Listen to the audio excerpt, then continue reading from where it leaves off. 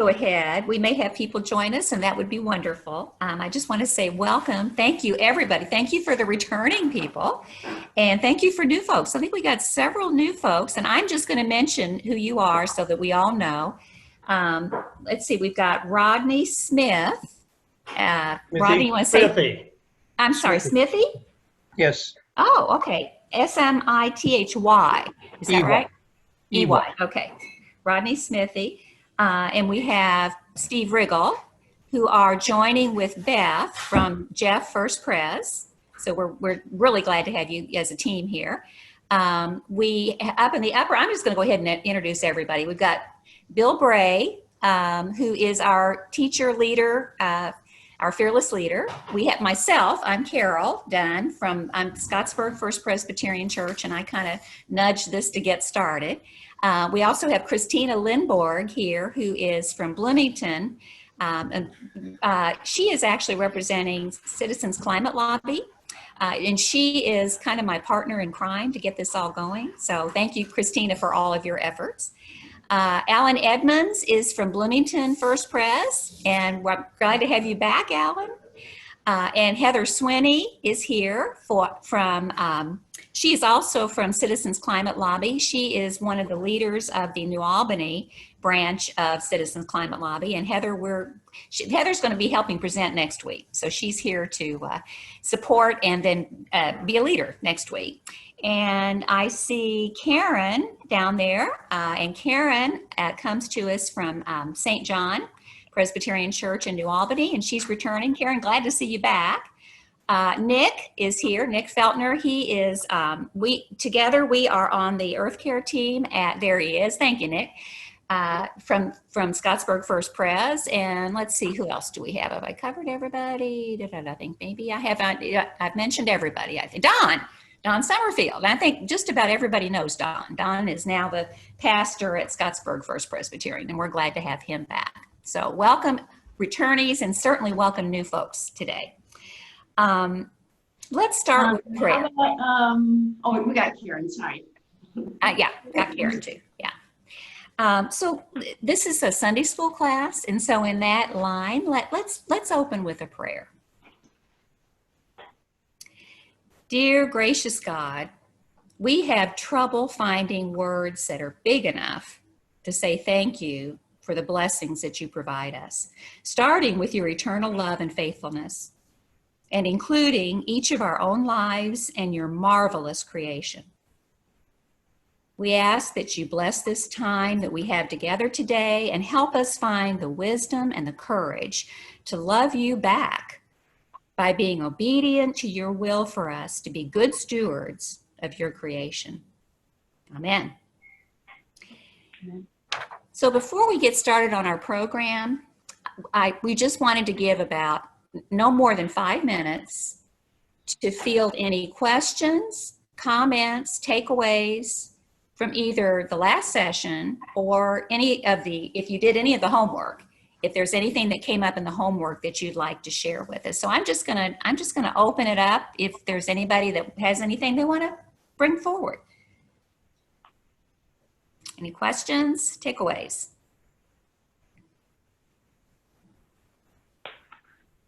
Nope. Okay. Well, Bill, I guess you can get started if you're ready. Okay, we will do so. If you could mute yourself, that'll avoid phone calls and dogs disturbing us.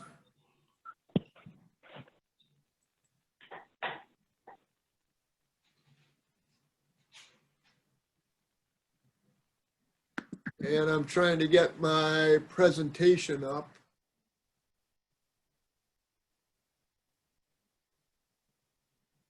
And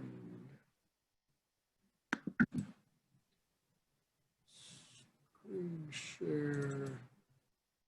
Do you see my screen now? Yes. And it's the one with the cursor on it here. Yes. Okay. So thanks y'all for coming again, and Rodney and Steve for joining us. This is the second session where we're going to talk about social sciences, economics, and political science, and politics, and carbon pricing, the specific solution that we're proposing, and a little bit on why it's a faithful alternative, and a fair amount on who our allies are and how it fits into the political scheme. And then next week, as Carol said, we're going to talk more about I'm going to talk a little bit about politics and what's being done now, but y'all are going to talk about, Heather's going to talk about what's being done in Southern Indiana, and y'all can talk about what you're going to be doing. Oh, and I might add, if anyone has any questions, they can type them in the chat.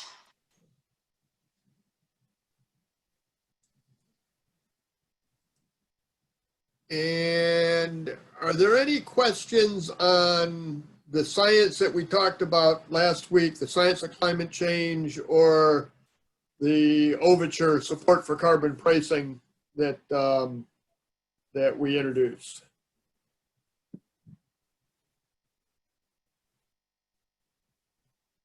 Okay. I guess I should introduce myself a little bit for Rodney and Steve. I'm a retired engineer and executive with Exxon and ExxonMobil, worked in the energy business and project management and business side. When I retired, I wanted to get more active in advocating for carbon pricing, and found Citizens Climate Lobby, as well as getting active through my church and Presbyterian efforts for carbon pricing. And I'll talk a little bit more about that next week. I'm also an elder at Woodlands Community Presbyterian Church north of Houston, Texas. So we wanted to start with a little bit of a story, and that is environmental history and putting environmental problems in perspective and context. And I mean, biological organisms produce waste. Yeast in a wine bottle produce enough alcohol that they kill all the yeast. And man also has made lots of environmental problems. I think the Old Testament talked about various environmental problems, and hell comes from a garbage dump. So we've been making messes for a long time. Two specific ones I'd like to talk about are London smog. And London had a huge smog problem for centuries. King Edward I put the first regulations in to address coal, burning soft coal, which led to the smog in 1272. So they've had this for centuries. And they didn't correct it. They tried various things. In the 1800s, they had events that had resulted in hundreds of deaths. In the 1900s, they had one event that resulted in 4,000 Londoners dying. And that was one of the events that galvanized the UK and London to take action and really fix the problem, and they have. I lived outside of London, and they don't have a smog problem. I worked in Shanghai, and they have a smog problem. But the English London example says that we can fix things, we got to work at it. And if we talk about it and don't really work at it, we're not going to fix them for centuries. I grew up in Cleveland, Ohio, and when I was in third grade, the Cuyahoga River burned for 3 days. There was so much industrial waste floating on the river that the fire department couldn't put it out. And at that time, a lot of people thought the Great Lakes and especially the Cuyahoga River were a lost cause. We were never going to be able to recover them. But this was one of the events that led to the formation of the EPA and the Clean Water Act, and we got our act together. At this same location now, people are kayaking. There's a park the condition of the Cuyahoga and the Great Lakes is far better than a lot of people thought would ever be possible a few decades ago. So if we work at things, we can fix problems, and I'm optimistic about climate change that we can fix this too, or at least address it effectively to minimize the consequences. So this is the economics part of the discussion, and it's pretty key. So in microeconomics, this is a demand curve, and often shown with a supply curve, but we're simplifying it, and it's just a demand curve. So this is the quantity that society will buy at a given price. Price is vertically, quantity is on the bottom. And this could be any fossil fuel or fossil fuels in aggregate, but let's think about gasoline. And so today we're paying the private cost for gasoline, which is basically what industry can find, produce, refine, get to the pump and sell it for. And society is demanding, wanting to buy QP here, this much. But in economic terms, there's a social cost that's on top of the private cost. And this additional social cost that's not included in the private cost includes things like health concerns and all the cost for climate change and the future impacts there. It also includes costs that we spend as a society to facilitate fossil fuels and oil, specifically in this case. And the US spent over the past 35 years, we spent $8 trillion. When I first put this slide together, that was 1/3 of our national debt. I think our national debt's going through the roof now, but we spent $8 trillion, the US did, to keep the Arabian Gulf open, and a large portion of that was due to keep oil flowing to the world. And it benefited the world, but we were paying for that out of our pocketbooks. And in pure economic theory, that should have been, a portion of that cost should have been paid for by the product that it was supporting. So in economic terms, we have a market failure because society is demanding and burning this much gasoline, when if we were paying as a society, we were paying the full social cost, we'd be moving up the demand curve and demanding much less. And this curve is just because the more you pay for something, the less you're going to buy of it. Basic fundamental economics.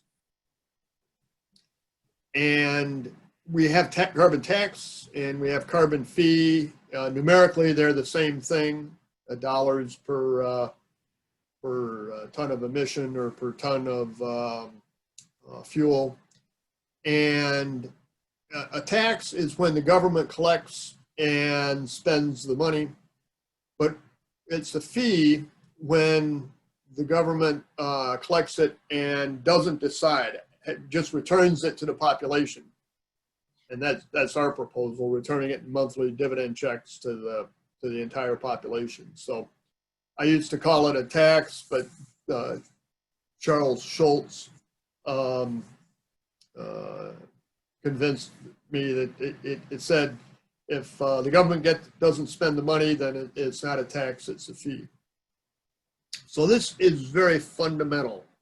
And does anybody have any questions on this?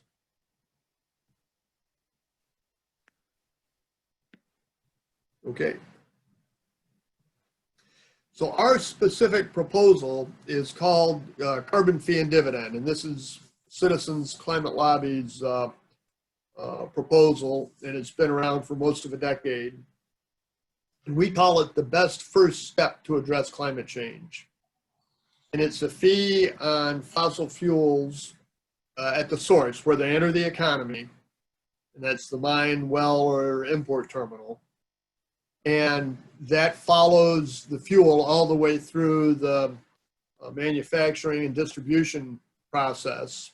And everybody from industry through to consumers will get more efficient and emit less of it,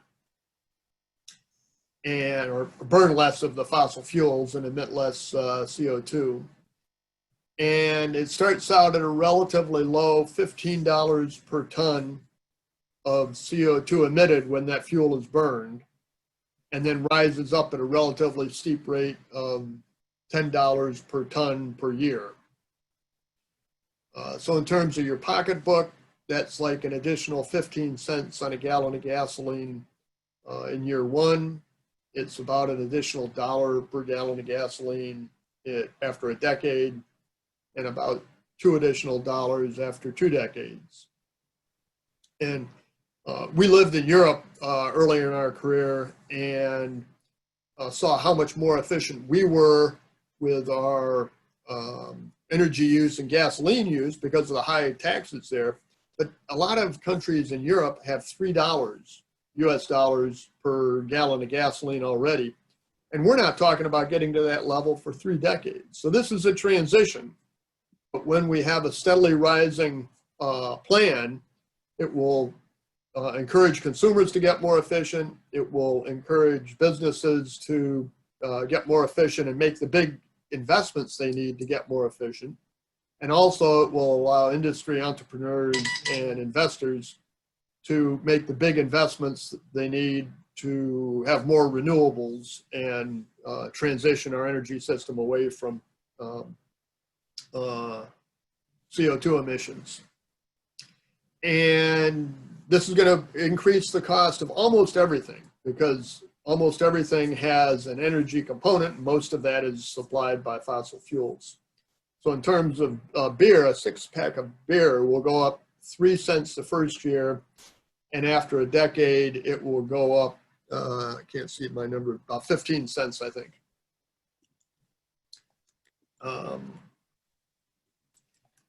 And then our plan is to return 100% of that to the population in a monthly dividend check.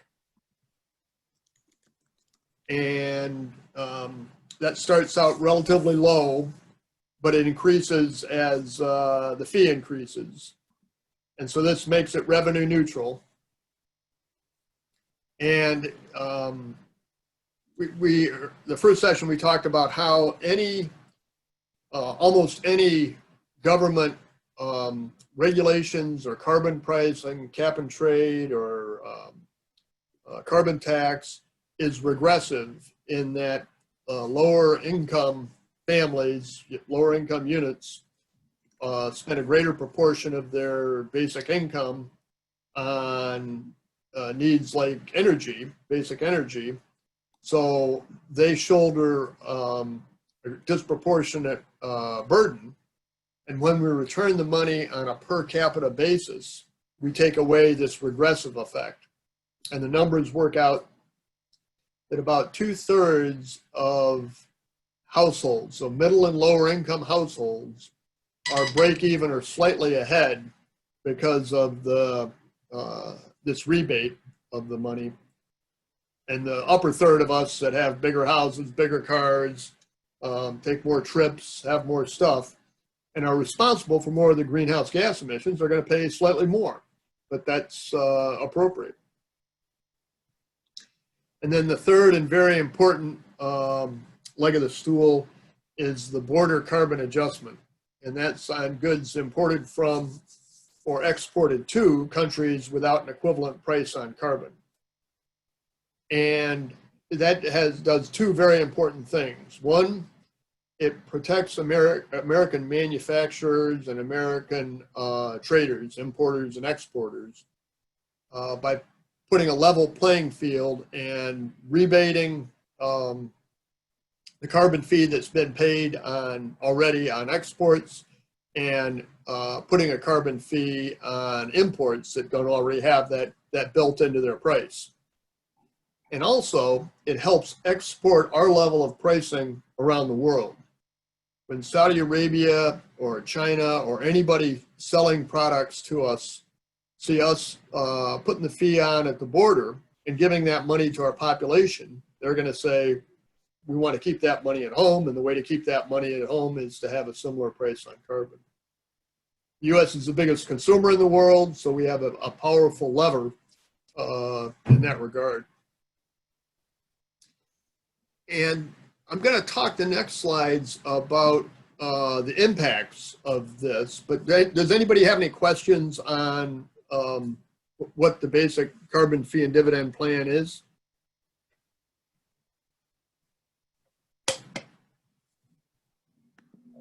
Okay. So Bill, Yeah. what is, and you may get to this later, I don't know, but what, in terms of this specific plan, HR 763, what is the estimate that the fee that will go back to the dividend that will be per person the first few years? Because I know it's supposed to go up, but what level will it start at? What's the estimate of that? If you can wait about 3 slides. Okay, all right, I can. So these numbers that I'm going to show on the impact are developed specifically for HR 763, which is the bill we have in Congress now, which is our carbon fee and dividend proposal. Since the bill's in Congress, it's not our proposal now, it's the members of Congress proposal. But these numbers were developed by Columbia University Center for Global Energy Policy, so independent assessment of the bill. And in terms of carbon emissions, we'll reduce them by 40% over the next 12 years. So that's what we need to do, is reduce our emissions. We're going to have health benefits.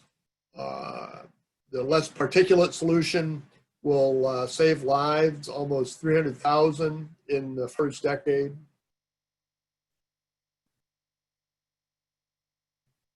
And it's going to have a significant dividend. After a decade, it's about $4,000 per family of 4.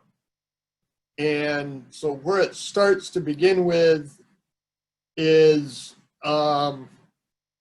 there's a prebate that says we estimate, or the government is going to estimate what the total revenue is going to be over the first 5 years, and starts giving everybody that check, the average of the first 5 years on day one. So they're getting the money before they have to start paying the higher energy prices. And so if it gets up to, it's going to be about $2,000, I think, for a family of 4 for the first 5 years. But that's sort of rough math. But it's going to be something about that level. And that 2,000 to 4,000 after 10 years is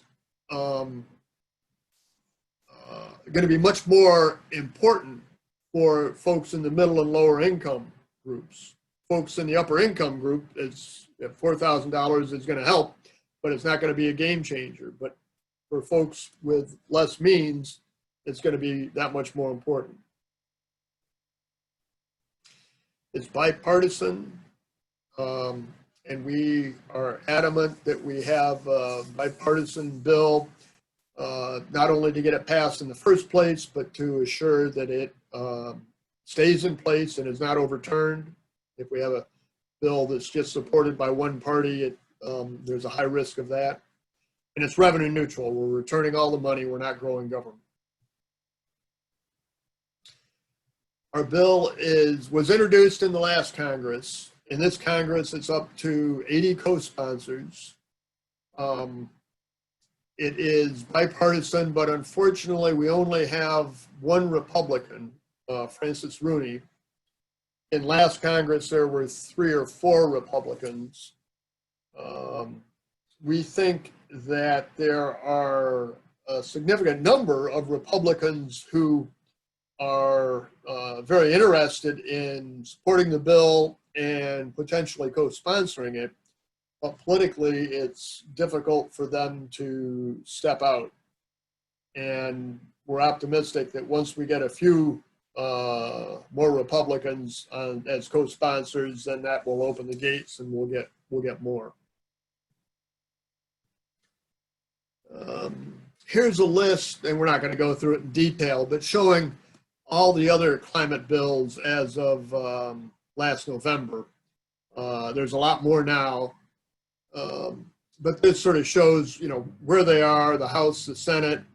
There's a green block here for all the carbon pricing bills.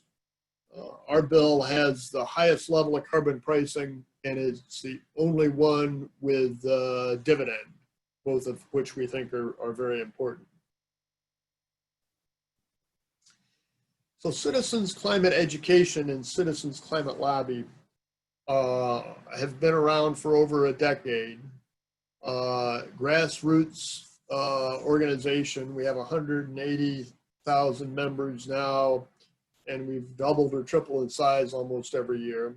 We're international, but our focus is on the U.S. Carbon fee and dividend proposal. We're adamant, as I said, that we're a nonpartisan. We want to work with everybody, and that means a bipartisan bill.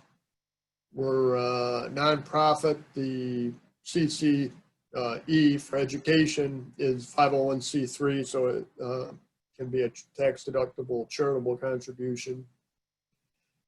And we're very proud that we are for something. We got a solution, and we're laser focused on that solution. So CCL as an organization can draw people from both sides of the aisle who will work together. I'm sort of an industrialist, but I can work with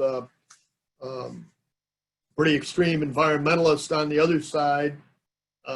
And we don't agree on a lot of things, Exxon New or pipelines, but we agree on this as a solution. So we can work together effectively on this. And we have one rule: to treat everyone with respect, appreciation, and gratitude. And that's especially those who don't agree with us. And we get that from our founder, Marshall Saunders, who was a religious man. I think he was a Methodist or attended a Methodist church. He passed away this past Christmas. We organized as part of the Alternatives to Divestment group a seminar on climate change to talk about what we could do. And he was one of our keynote speakers. He couldn't make it because of medical issues, but he was very convinced that looking at the faith angle was very important for both our effort and for life. He got this positive, respectful approach from Results. And we've been around for a decade, but Results has been around for several decades. And Marshall used to work with Results. And they're a group that advocated for support for the disadvantaged around the world and in the US. And it was very effective in their lobbying efforts. And we CCL inherited this Results approach. In our PCUSA Office of Public Witness in Washington, that's our representatives, that's the PCUSA arm that represents our denomination to Congress and the government, the federal government. They have an advocacy event every year, and they use Results training. So this Results and positive, respectful approach is a very Presbyterian type of way of advocating for anything that's important, especially legislation. So this is sort of intended to be a Train the Trainer series. So one of the things we would like you to do is to take this climate advocate training before you go out and start advocating for and training others.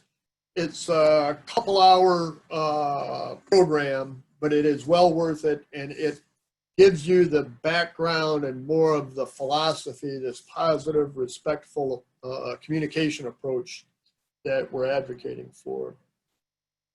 There are a lot of other Citizens Climate Lobby resources. There's a faith group that we had at our national conference.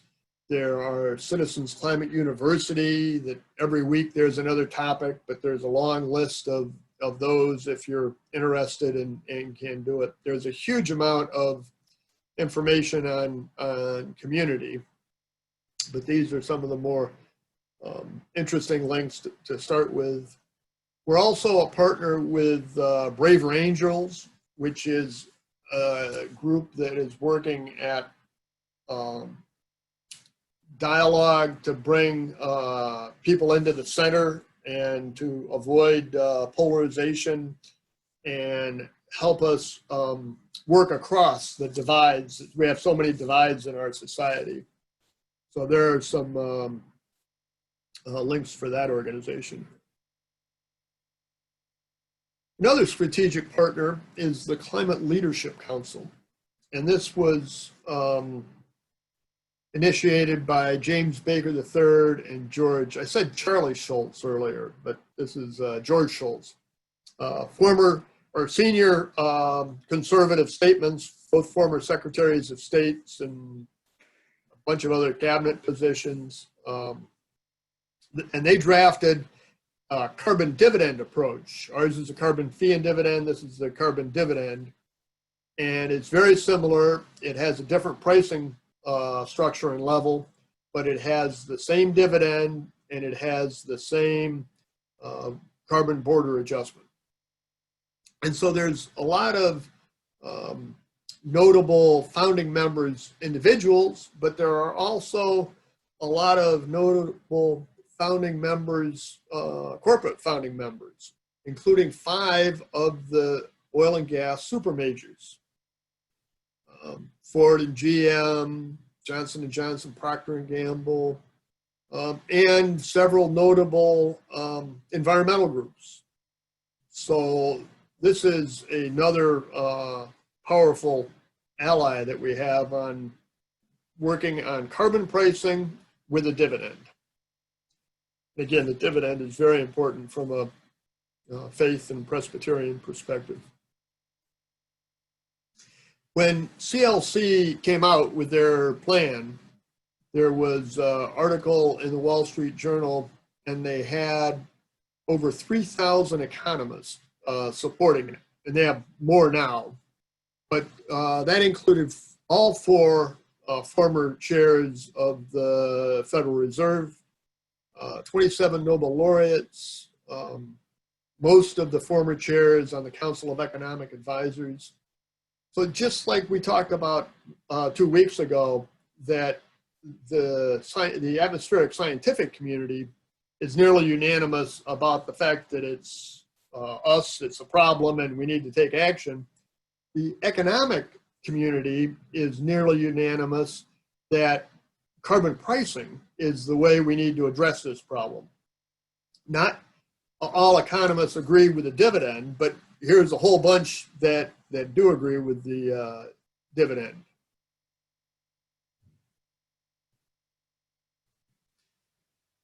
Other economic support is William Nordhaus, one of the people supporting the CLC proposal, has recently gotten the Nobel Award for working on carbon pricing for 4 decades. And Citibank, significant bank that has nothing to gain from making this an issue, issued a report in 2015.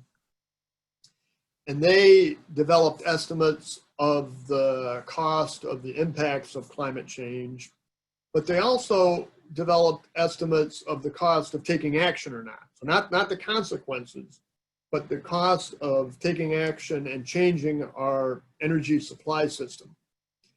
And they came to the conclusion that the cost of taking action is actually less than the cost of doing nothing, business as usual.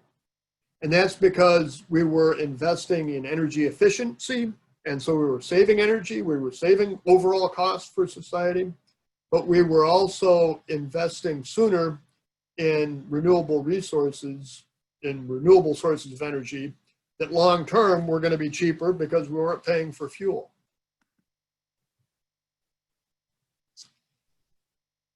And this is a very useful tool.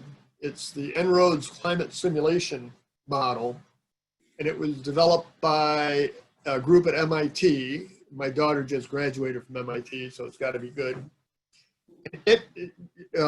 When you go on this online tool, you get this screen right here, and it calculates the temperature increase at the end of the century. So business as usual is a little over 4 degrees C, and it also calculates our sources of energy. And then you have all these different policy solutions: forestation, deforestation, economic growth, building efficiency, transportation efficiency, and our energy supply, supporting or discouraging different energy forms, and carbon pricing. And when we put, and you can go online and play around with this. I think Carol will send you the link to it. You can do a lot of things that don't make a big impact. But when you put in our carbon pricing proposal, HR 763, with the constant increasing price of carbon emissions, it makes a significant change. It's not everything we need to do. We need to get this down to 2 degrees C at the end of the century, according to the IPCC. But this is the biggest single thing we can do. And this is a wonderful tool to use as you're explaining this to people. There are En-ROADS ambassadors all over the country who will give training. I'm sure Heather can help connect you with the trainers for this tool. And this is a good tool for groups of environmentally concerned citizens, also for students and educational groups. Another thing that Citizens Climate Lobby has done is to help formulate the Climate Solutions Caucus. And this has been around for 2 Congresses so far, or maybe 3. It's one of the bigger bipartisan caucuses in Congress. It's a place for Republican and Democratic representatives to get together on developing real climate solutions. And recently, Senate Climate Solutions Caucus was also formed by your Mike Braun from Indiana and Chris Coons. And again, it's bipartisan. Here's the list of all the members. But Chris Coons is ready to introduce our carbon fee and dividend proposal in the Senate. And we're holding them back, saying you got to wait until we have a Republican co-sponsored so it can be a bipartisan solution. And he has, in starting this Climate Solutions Caucus, has said the objective is to get market solutions. So he's a Democrat, he's reaching across the aisle saying we want to have what you Republicans want, a market solution. And Mike Braun is a key player in that discussion.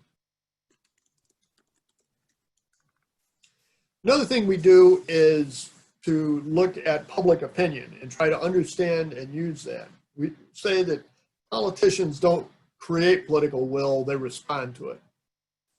And so this is a Luntz poll. He generally polls for the Republican side of the aisle.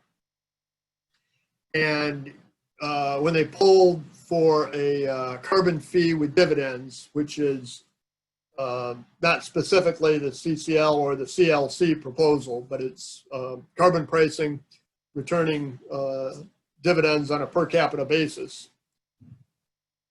It showed that over half of all Republicans favored that approach, and 3/4 of Republicans under 40.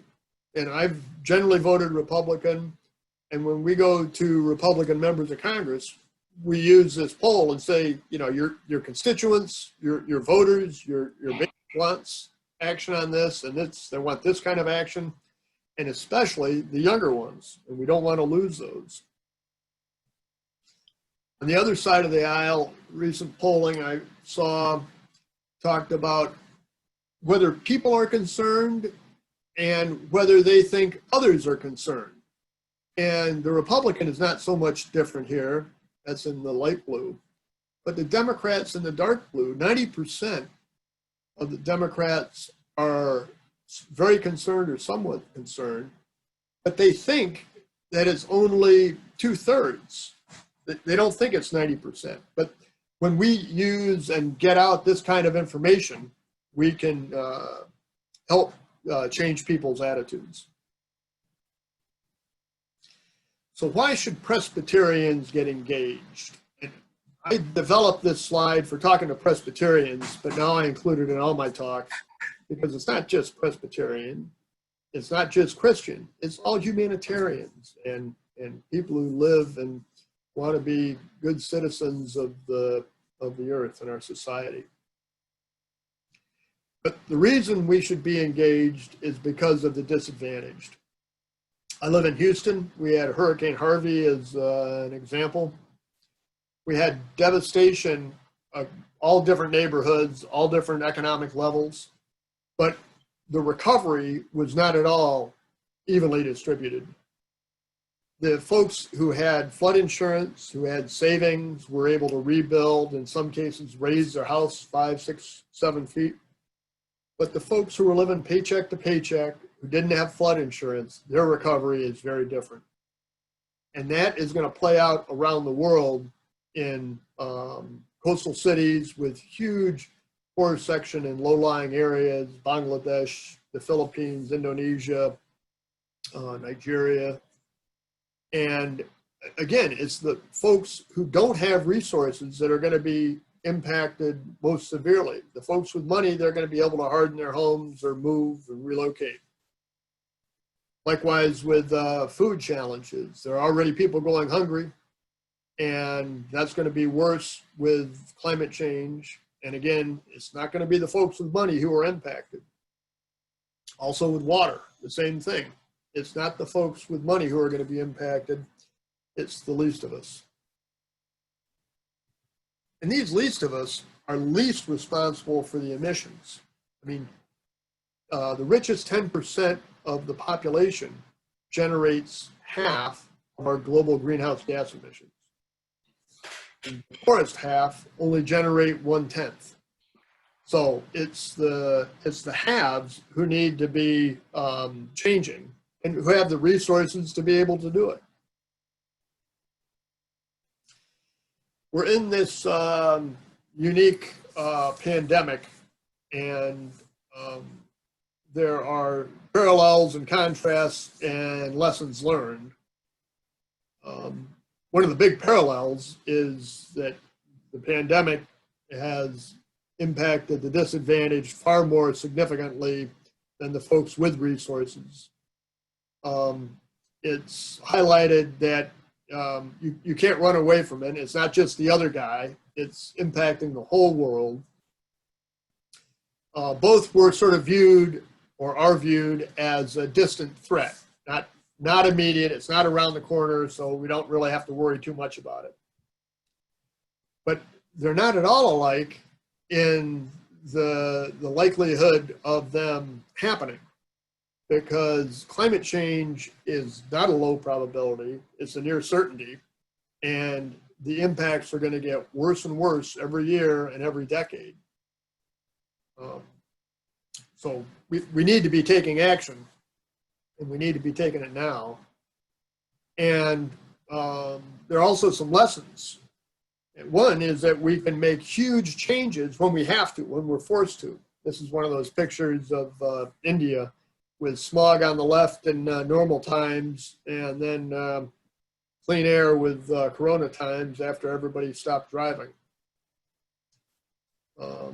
Economically, there's no comparison between spending a little bit now on prevention and versus waiting and having to fix the huge messes that we're going to be faced with.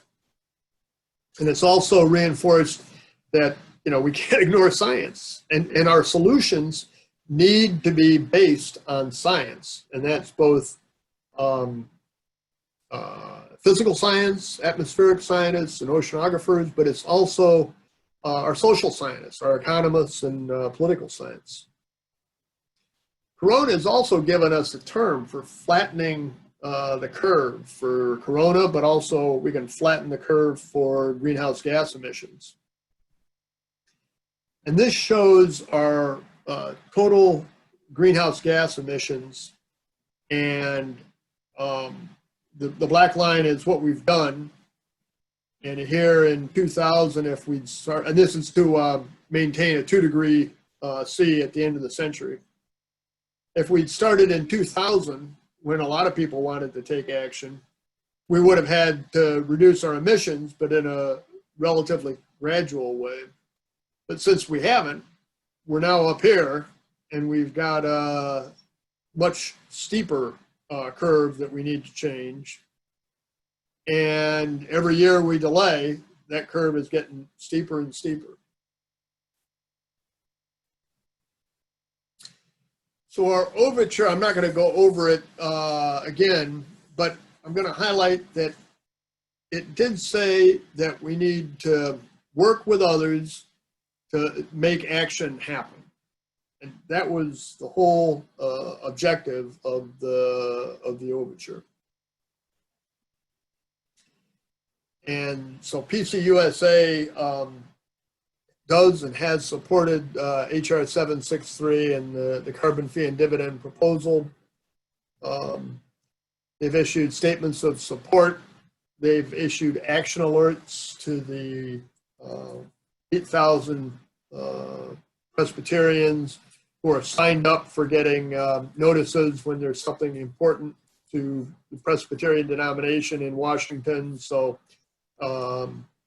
we can call up and ask our members to act. And the Office of Public Witness in Washington, D.C., we've been working with them and trying to get them to be even more vocal on this, and working with other ecumenical and interfaith groups to help make that happen.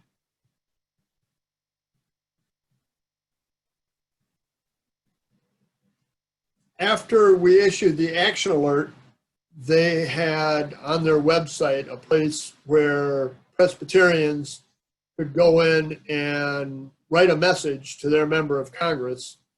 And when they do that, it appears that it's coming from PCUSA members. So that's a very important way that we can help communicate with our members of Congress.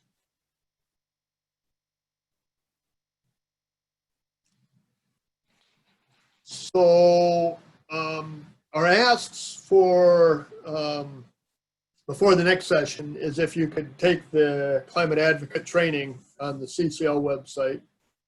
And if you have interest in time, check out the website and CCL community website. And if you agree with Citizens Climate Lobby, we'd be more than happy for you to join. And the next session is going to be in a week if everybody can make it. If not, we will be able to stick with the original schedule of the 9th of August. But does the second work for everyone? I guess we need to unmute. Would it be about around the same time? Yes. Yeah. Yes, 5 to 5:45. That's right. Yeah. Okay. Anybody have a big objection with the second? Well, then I think it's a plan. We'll make it next week, which is less time to do homework in. So we'll be very gentle in how we recommend that you do your homework. And Bill, we didn't give any time for questions. I think if anybody does have a question or a comment right now, please say so. Is there anything in chat, Christina? No, we don't have any questions in Okay. chat yet. If anybody has a question, they need to get going now, but they have a question, you could just email it to Carol or me and we can get to you right away too. So. Yeah, well, thank you, Bill. You covered a lot of information very thoroughly. I really appreciate it. I think this is the second or third time that I've heard this presentation or a similar presentation, and I think it's finally beginning to sink in. So thank you. Thank you for being willing to do it over and over again. I really appreciate that. Welcome, and I'm sorry. I guess I went over my time slot a little bit. That's okay. So we'll finish up real quick here. As Bill said, we will do, and as we decided, we will have our third class next Sunday. Christina and I will get out an email within the next 3 days. Bill, you'll send me the Zoom link, I guess, as soon as you can. Yep. Rodney, I'm going to ask Bill if you could maybe go back and look at the video of that first session and see if there's any tinkering that could be done, and I'm going to look at it again, Rodney, and see if we can't make it work for you. Well, if you send it again, maybe it'll work. I'll resend it. We'll start with that. That's the easiest solution. I'll resend it and you can try it again. Then let me know if you can get it. We'll be sending some links for homework. One thing I do want to recommend, I saw it for the first time yesterday. I'm going to send you a link for a 2-minute carbon fee and dividend video.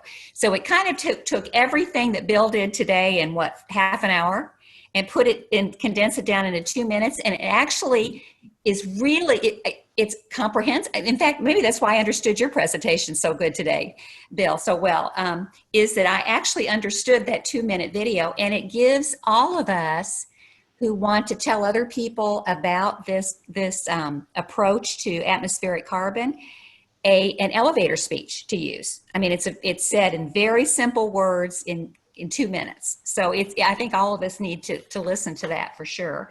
And then I'm also going to be sending a link to a presentation by a climate scientist named Dr. Catherine Hayhoe, which I think if you've got about 35 minutes to watch, is wonderful. She tells the stark truth, but she says it in a hopeful way, which is really unusual. And it's something I need to hear over and over again. So you might enjoy that also. I'll send you the links to Citizens Climate Lobby so you can start looking around on that website if you have not done that. I know at least one person in our group's already joined CCL, but the rest of you may be interested in looking at that and seeing if you want to join. And also the tool, Bill, the tool that you talked about with the intervention versus the temperature rise. Yep. If you can send me that link, we'll put it in the email also, because that looks like it might be fun to play around with. So yeah, no, it's great. Get that done. So any last comments or questions anybody wants? Any comments? Okay, well, if not, we've gone quite a bit over our time, and I'd like to end this session with a final charge from a woman named Fannie Lou Hamer. I'm not sure how many of you all are familiar with her. She was not an environmentalist. She was a civil rights advocate. She was Black. She lived in Mississippi in the 1960s, which was not a very safe place, we know, for Blacks or white civil rights workers to live and operate. She was also a devout Christian. She founded the Mississippi Freedom Democrat Party and paid the price of doing that because she was subjected to numerous beatings, jailings, and lost several jobs because of her work. In a speech that she delivered in 1964 in Mississippi at a voting rights meeting, she made this declaration, which really made her famous. Plain-spoken woman, she said, "You can pray until you faint, but if you don't get up and do something, God is not going to put it in your lap." So why don't we end with just a short prayer? Please join me in prayer. Dear God, please help us get up and do something about climate change. Amen. Amen. We hope to see you next week. Bye-bye. Thank you, Carol. You're very welcome. Thank you for coming, everybody. Thanks. Everybody. Not a problem at all.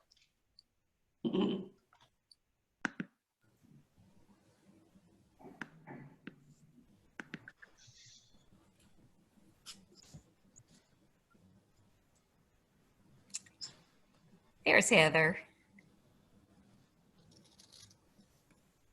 All right.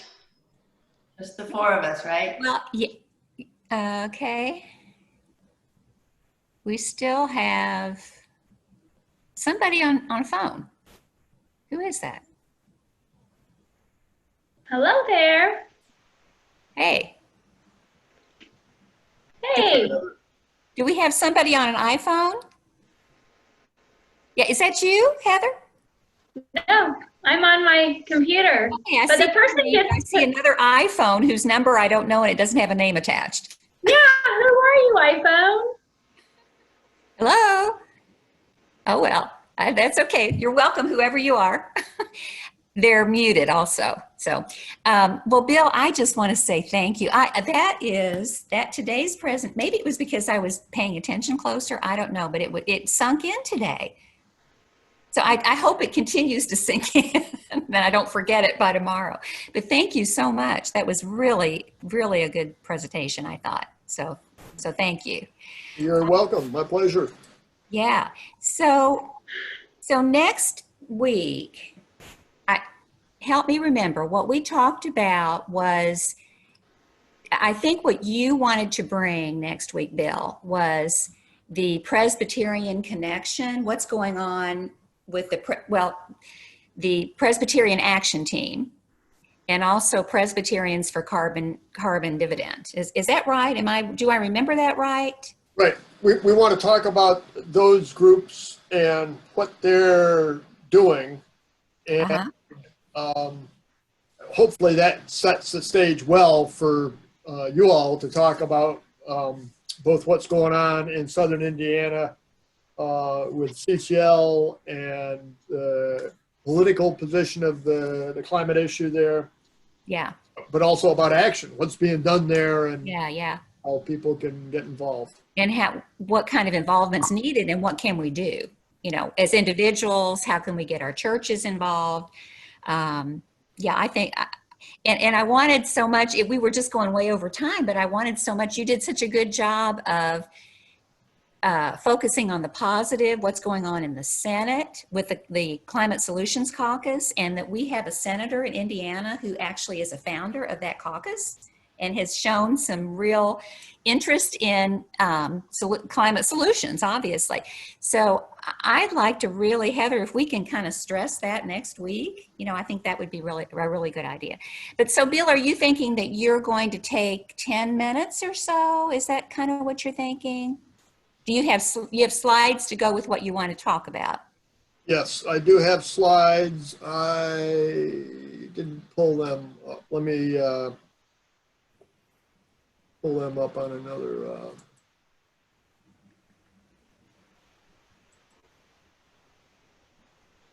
Well, I was going to start out with a little. You asked for stories. I was going to start out with a little bit on the process of getting the overtures through General Assembly. Okay. Took 2 times, and but that's an interesting little story. Yeah. And okay. Well, I tell you what, why don't then half a dozen slides. half a dozen? Okay. So maybe 10 around minutes is good. 10 minutes. If you can join us, what we probably need to do is get our calendars out and figure out when we can actually have some time to put our heads to this. And if you can join us, that would be great, Bill. If you can't, if you could just figure out what it is that you think is important to say and about how long it's going to take to say it, send us the slides and your timing, then we can kind of plan around that. Does that sound okay? Yep. Okay, great. So why don't we get our calendars out? And Heather, I'm sure you are more, I say that, I'm assuming that Christina's schedule's not quite as booked up as yours. I know mine's not. No, Heather's got a lot on her plate, I know. Why don't you tell us what kind of timing works for you? Well, I mean, I'm pretty flexible because I am a stay-at-home mom. And so if I need to get on a computer meeting, I usually just have my kids watch a cartoon. Okay. Right now they're outside, dad's home, it's Sunday, but like on a weekday. Okay. So, because otherwise I can't guarantee they'll, Right. Cartoons are great, aren't they? Oh, yeah. So in the next week specifically, right now I don't have any other appointments that I don't think I have anything. Okay. And I know Christina's traveling. I'm traveling on the 28th, but I am free any other day this week, coming week. Okay. So for me, I tell you, Wednesday, I have one meeting at 9:30 and then nothing until 6. So I've got that, anything after about 10:30 until evening, I've got clear. So I wonder, could that work for us? Bill, would that work for you? Could you plug in sometime Eastern time between, say, 11 o'clock and 5 o'clock? Well, I have a 10 to 11 or so it'd have to be after 11. But yeah, that's Okay. okay. Okay. Probably want to stay away from lunchtime for Heather. So what if we did something around 1 o'clock on Wednesday? Would that work? Could we do it a little bit later? 2 o'clock? Yeah. Oh, that's right. 1 o'clock's noon for you. Okay. So say 2 o'clock on Wednesday? That work? Okay. So why don't we put that on our calendars? Sorry, Heather- are you talking 2 o'clock Central or Eastern? Easter. Well, I was thinking Eastern, 2 o'clock Eastern. Is that, that's 1 o'clock your time. Is that going to work? No, I'm on Eastern. Oh, that's right. You're back. Okay. All I'm in right. Michigan. You're on Eastern. All right. So 2 o'clock works for you? Yep. Okay, great. All right. And So 2 o'clock on Wednesday. should we just use my Zoom line? That'd be great. Yep. Okay, I'll send the link. Okay, that'd be wonderful. I appreciate it. And so I wonder, should I think maybe going ahead and sending the email out before that? The Oh, yeah. invitation? What do you think?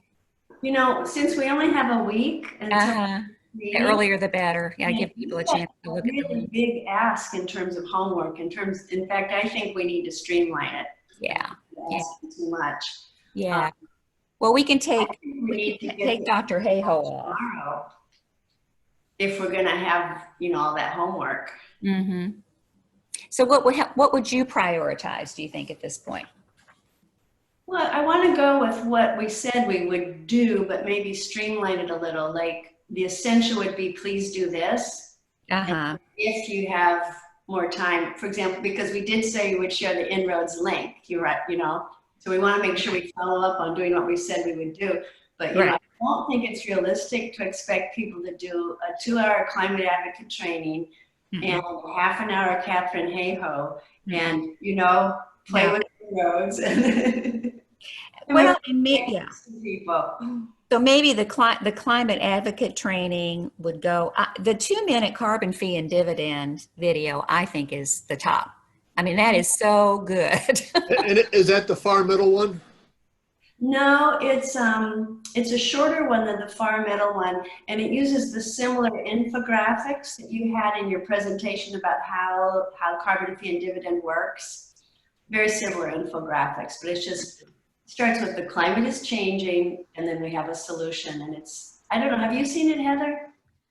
I don't know. I mean, I've seen many, Yeah. but I think maybe doing the short video and, sending these other links, but I also think not pushing the climate advocate training because while I want all these people to become CCLers, I don't think it's necessary. Yeah. And I feel like a lot of what is covered in the climate advocate training has been touched on already. And it would be great if they do it, but I don't find it to be, essential or necessary at this point. Well, when our Presbyterians for Carbon Dividend group got together and talked about this, there was questions of what kind of vetting should you have for people who are going to go out and say, we're presenting for Presbyterians for Carbon Dividend. And I think we have sort of the CCL approach that there's no vetting. You need to feel comfortable with what the proposal is and the facts, and let them loose. But people also felt that we want to make sure, and this is an easy one for Presbyterians, make sure that they know the CCL mantra, the CCL way of doing things, of respectful. Right. So our interest was to make sure that before people went out and give presentations that they had that. So maybe we could make that something that we stress after this meeting on next Sunday. That's fine too. Because you know what, I'm kind of at this point hoping that we kind of let people divide themselves into the groups as to what level of interest they have in this, as to what they're going to be doing, what they see themselves doing. And so they'll be able to be a judge about, are they going to be speaking to groups and that kind of thing. And we can let them know maybe at that point, resources available that would be important for them to tap into. And then I've been through the climate advocate training and I loved it. And I joined CCL first, but it confirmed to me that it was the right organization for me because of the value system that I experienced actually during the training. It was wonderful. So I think it's good training, but I kind of agree with you, Heather. I wouldn't want to push people to do it in a week, and it's too big of a commitment probably at this point. But we could make it more of a point if people commit themselves to doing that. Does that make sense, Bill? Yeah, that's fine. Okay. All right. That sounds good. So the 2-minute carbon fee and dividend video that you sent me, Christina, that's the only one I've seen. I just was so impressed with that. I'm going to send a link to the CCL website. I would like to resend, I guess I'd like to send, I'd like to send. I thought I'd shut down my screen sharing a while ago. Okay. It was such a shift. Whoa. I'd like to send did we video this? Did we record this? Yes. Yeah. Okay. So if of course, I don't know, we may not be able to get the recording done in time. I don't know. In place. I'm optimistic that this one will go more quickly. Oh, great. Okay. So if we can get that done, how about if I commit to sending out the email on Tuesday? Okay. So Bill, if you can get me the link to the video, to this video of today's presentation, and the link to the Zoom meeting on Sunday, then is there anything else I need? I think I'll be ready. I'll get you the En-ROADS link. Okay, good. Okay. All right. I already sent the En-ROADS link. Okay, great. Wonderful. All right. So I think I should be good to go then, I think on Tuesday before we even meet. The meeting will be moved, I guess. Okay. Are you all planning to follow up with any of the people who attended the first one but not the second? Or maybe you've already talked with them? Well, I have, I think I've communicated with every single person who I originally talked with, even who didn't come to the first meeting and who didn't come to this meeting. In fact, I talked to 2 of them yesterday. So I'm going to continue, and both of them are interested. So I'm going to continue, until I get the feeling that somebody's not interested, I'm going to continue communicating with them. I may be a nag, I don't know, but I don't give up easily. So yes, I do plan to. Do you have any recommendations for that, Heather, as far as how to communicate or? Well, I just think it's, important to keep in touch with folks. And I know during the first one. Michael Bean out of Columbus was having questions about the dividend. I don't know if anyone ever answered those for him. No, I'll follow up on Michael Bean because I had an email conversation with him about getting in the meeting by phone. So. Oh, good. Okay. Okay. You know, something that you need to know about Michael is that he was injured last week. He was broke his ankle. And I found out kind of accidentally. I went on Facebook to get the address of his church because I needed it. And the first thing on Facebook was everybody was saying, "Oh, we're so sorry," you know, this, that, and the other. So I don't know that's why he's not here today, but it could be a factor. You know, he's been injured, so, and is dealing with that. So, Well, thank you, Christina, for following up on that. Yeah, and with regard to him, and also potentially Norma Eisert. Yes. I remember both of them were related to, you know, like the Forest Alliance or the Tree Board, and so. Yeah. For me, like right away, I was like thinking about Braun's new bill that has to do with foresters and carbon sequestration. Right.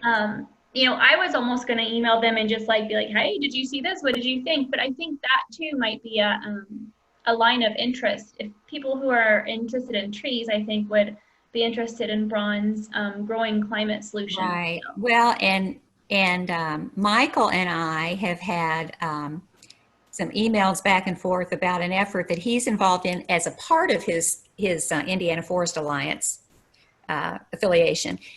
They're now the, I don't know what you say, the overseers of a brand new organization called Carbon Neutral Indiana. I don't know if you've heard of it, but it is, so Michael first said, you need to check this out. And I did. And Heather, we need to bring that, I think, to the local CCL meeting, because it is what they're doing is amazing.